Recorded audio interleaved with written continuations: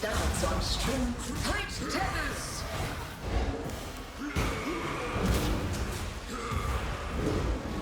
The void protects its children. Hello and welcome Exiles to what will be the final video for the mana stacking Doryani Fist Berserker. Now, with this character I've made, I think, quite a few improvements to it. It's still not really going to be what I would call min-max. It's only level 93 character. There are some upgrades which I'll suggest for you to do if you want to take this character and you want to min-max it, but I'll basically go over the main changes that happen. Well, to start off with, our gear is mostly the same, but we upgraded our rings a little bit to get a bit better mana.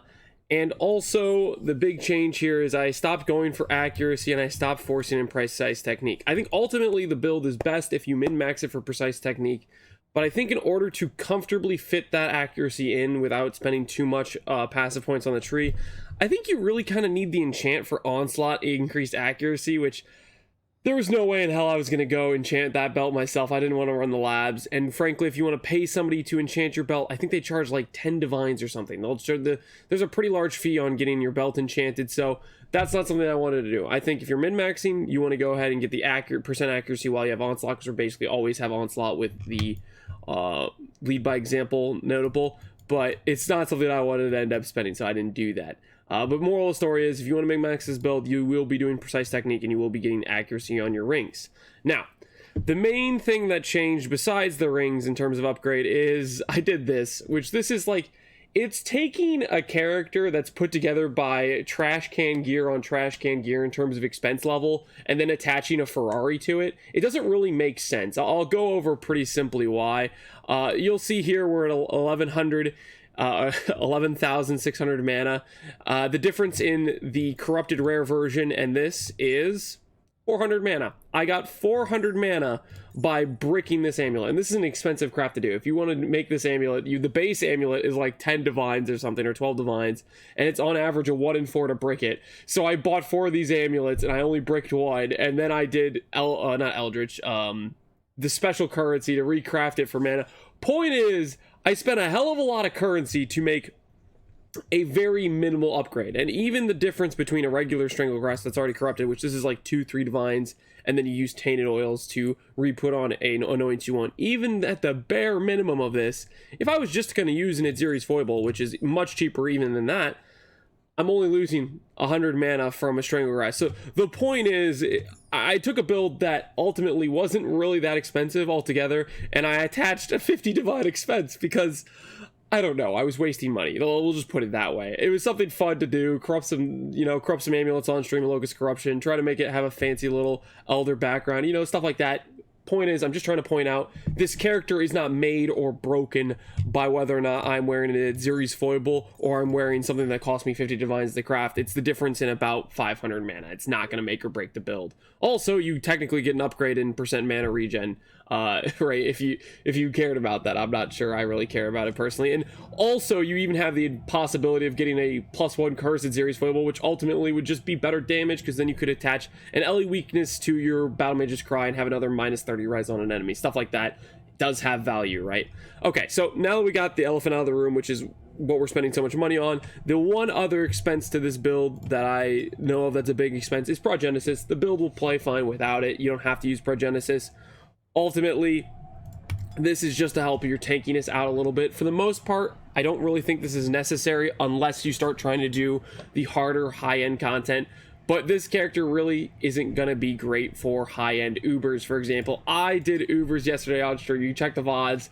And I took, I think, 7 attempts on Uber Maven Shaper, 6 attempts on Uber Maven Uber Elder or whatever, 2 attempts on Uber Cortex. I think I took 5 attempts on Uber Exarch. Point is, this character is not built for Ubers. I had to throw my head against the wall to bring him home. If you do the content just under Ubers, feared, stuff like that, I think it's relatively doable. It does have an awkward playstyle, but you can pretty much insta-gib most Guardians and most, basically, Conquerors, just because you can do your Battle Mage's Cry, your Intimidating Cry, your Arcane Cloak, your Berserk, and then you 3-tap the boss, or 2-tap the boss, or whatever it is. If you line up the damage, you have a huge burst damage, and it makes most content just under Uber actually pretty easy. But the second you go to Uber, they start to be very, very dangerous. Their default attacks can one-shot you if they hit you at the right time, stuff like that, and it gets a hell of a lot harder.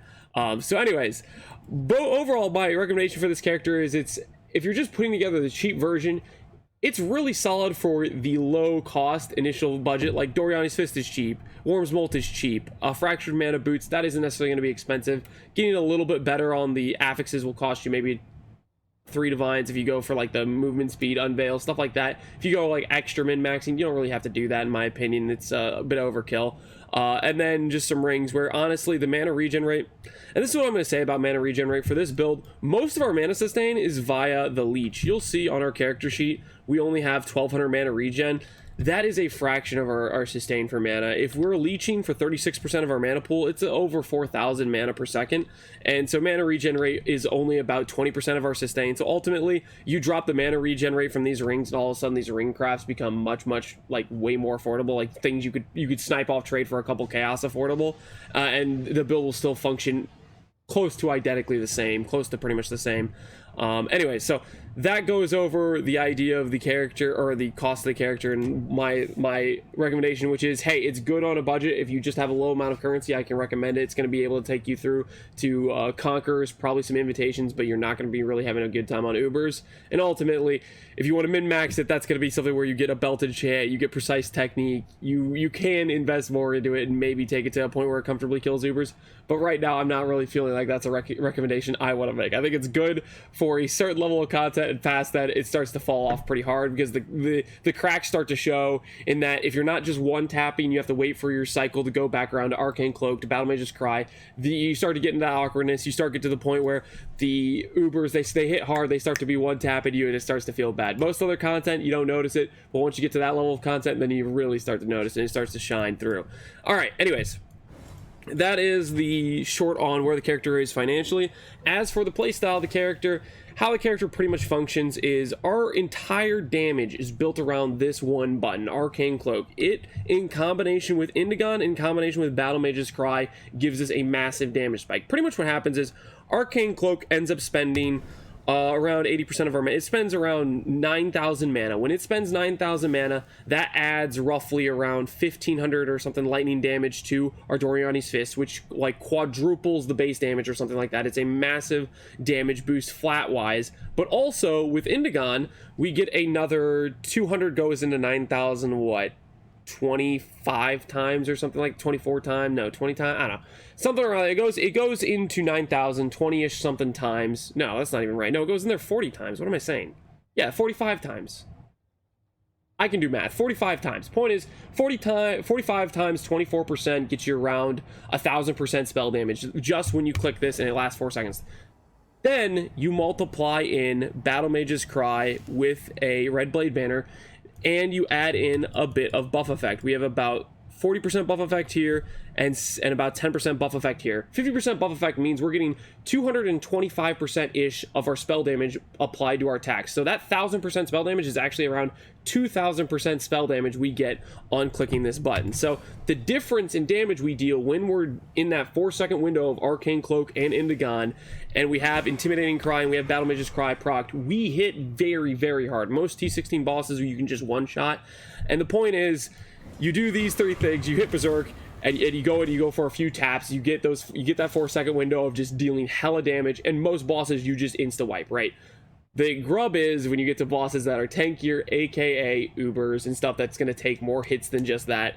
If you get to this build to some min-max extent where you start to one-shot Ubers, then it's like, it's just gravy, but I don't think we're getting there. Not without some crazy min-maxing, and even with some crazy min-maxing, I still have my doubts. Point is, though, that's how the character plays. Most of the time during maps, we're just, Battle Mages crying, berserking, running around, doing stuff like that, just hitting most monsters still one-shot, even if it's not always during the Arcane Cloak. But the second that Arcane Cloak goes off, then you just hit massively, massively hard, and you're insta-giving monsters. So that's the playstyle, that's how it works. The idea is pretty simple. Indigon plus mana stacking, Arcane Cloak combined with Doryani's Fist, it just gives us a massive spike of flat and percent damage with Battle Mage's Cry, and then Doryani's Fist just hits hard and boom, big screen explosion. It's not necessarily the most min-maxed or OP thing to do, but I've enjoyed having fun with it, and hopefully you guys have liked this build too and you find it interesting. It's a build that honestly works fairly well on not a lot of money, is what I would say.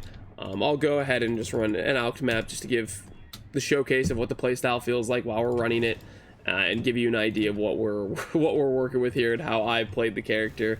But ultimately, it's a character I've enjoyed, but it's a character where I'll say, hey, it's got limitations. I would just do something where, hey, if you have a low amount of budget, it's a pretty good character on a low amount of budget. But once you start getting into the more expensive range, then your power level starts to fall off, right? It starts to come down a bit. And ultimately, it's just going to be a character where you're doing this. You're just simply going around, doing your war cries, and slapping the ground. Most of our sustain is via leech for mana with Worm's Molt, and a little bit of a couple leech nodes on the tree for the max recovery. And then also we do have a little bit of life leech on our build as well, which means we get some life sustain that way, along with agnostic, which means our mana pool will sustain our life pool as well. So our sustain is very high. Our overall mitigation is actually kind of low in my opinion, aka we just have like a 3k life pool, 40% mind over matter, stuff like that. Berserk is not always up, Arcane Cloak is not always up, and that when those things go down, you lose a lot of that defensive mitigation, right? So it does have limitations there. And you'll see here I go into if I go into the boss arena, it's pretty much just a matter of, okay, do I have Arcane Cloak up? Do I have Battle Mage's Cry? And if I time all these things together, and then I get it, usually, oh, what the hell, I did one shot. Usually I get a one shot on the T16 boss. There I take 2 shots. Probably something I missed time, probably, I don't know what, but point is, that's pretty much how it plays. You time around these buffs to get the influx of big damage, and then you get to hit hard. And then with Berserk, with pretty good uptime, thanks to Red Blade Banner and Berserker, you get to run around a decent amount. If you pay some level of attention to your Berserk or your Rage, you can keep up Berserk for quite a while. I usually kind of forget to pay attention to it a lot of times, so you'll see like here, well, I guess I didn't run out there, but I ran out here now, you know. If I had pressed another war cry, I could have kept it going longer, but I don't usually care about it too much. I don't fret. I just keep on rolling. And this is pretty much what the mapping looks like. It's pretty good in Sanctum. You can usually, from my experience, I was phasing Lycia before she even got to do her red laser phase, and then you pretty much one-shot most of the Sanctum guards if you have your Battle Mage's Cry and Arcane Cloak and stuff like that. It plays good for Sanctum. It plays good for most mapping scenarios. It plays good till everything up until Ubers, in my opinion. So I can recommend this as a build that works on a low level of budget, but the scaling, the ceiling starts to hit pretty hard when you start looking towards going to Ubers. That's my full end opinion of this character. I'm not gonna make a full build guide on it. I'm just gonna give you my 2 cents. Also, one thing I should mention, interesting tech, which I forgot to talk about, which is using Elegant Hubris in combination with Megalomaniac. So, for example, here, Elemental Equilibrium, not Megalomaniac, Impossible Escape. Elemental Equilibrium in combination with an Impossible Escape actually lets us do some interesting things. So, if you like Google Timeless Jewel Calculator or something, what you can do is you can search for a Timeless Jewel that actually gives you a large amount of good nodes, and you can instantly search to trade it. It's super easy to do. I'd recommend looking it up. But basically, what I was able to do is I was able to find a Timeless Jewel that gave me a bunch of percent mana, spell damage, percent mana, and then if I had on my rare amulet here, the one that has heavy draw, I would have pooled resources here, which is another 30% mana. Ultimately, if I was to do it over, I probably wouldn't even grab this notable. I would grab a +1 curse. I didn't even think about it at the time. I forgot about +1 curse, and it was really stupid of me because it'd be so easy to include +1 curse. I'd have to justify dropping another gem. I'd probably drop like Enduring Cry and just get Elemental Weakness onto my Battle Mage's Cry for an extra 30 minus the res on enemies, but you know, you live and you learn, and that's how it be sometimes. So anyways, this is the tech of using Timeless Jewel to get a lot of like decent notables within your Megala, or not within your Megala, within your what do I keep, Impossible Escape, in order to grab some nice notables without spending the wasted passives on nothingness. So that's what that is, in case you're wondering. You can see it in POB. And then my Impossible Escape is here. I ended up swapping out the Unnatural Instinct, just made the build more affordable and cheaper to get going. You know, now we don't have anything that's really too expensive. Ultimately, if Sublime Vision gets too expensive, I don't necessarily recommend this. I still to this day am not sure this is really even the right choice for a jewel socket. So if you swap this out for something else, the build isn't going to be made or break by this. This allows you to put clarity into the build. This allows you to maybe go for an essence worm and then do clarity and precision, and then you can more easily go for precise technique. Ultimately, it might just be better if you don't even have this jewel. That's something I wasn't super sold on. And so yeah, that is the that is the mana stacking Doryani's Fist Berserker. Hopefully you guys like this build. Hopefully you found it interesting. I'm going to keep trying to make some interesting builds. And until next time, as always, take care, Exiles, and peace out. Have a good one.